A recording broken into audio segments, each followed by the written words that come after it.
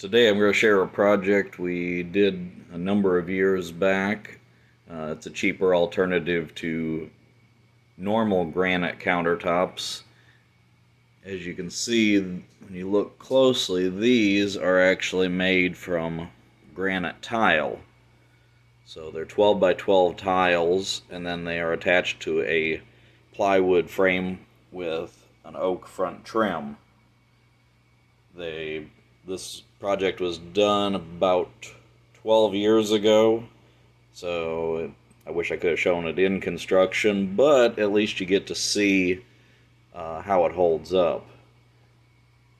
They haven't had any of them crack or anything like that. It costs a tiny fraction of the price of a solid granite countertop, and if you're doing it for a tiny home or a trailer or something like that where weight is a factor, these only weigh a tiny fraction of the weight too. I'm not going to say they're light because they are indeed real stones, so it's the real deal, but it's not as thick. So now I'm going to switch to another shot and show you how it's put together. I've got one with the front trim off so you can see a cutaway.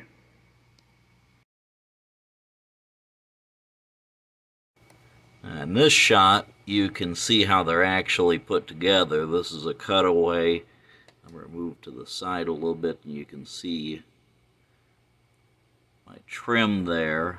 So the trim is just covering up the ugly edge here. So this is plywood. You can see thicknesses when you look at the gauge there.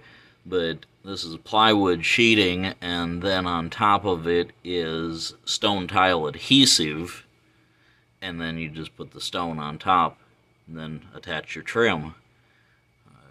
So if you're looking for a cheaper alternative, when I did the math at the time that I bought it, it was going to cost about 1/10 of the price to do it this way. So if you're looking for an alternative, something to consider. Hope this helps someone.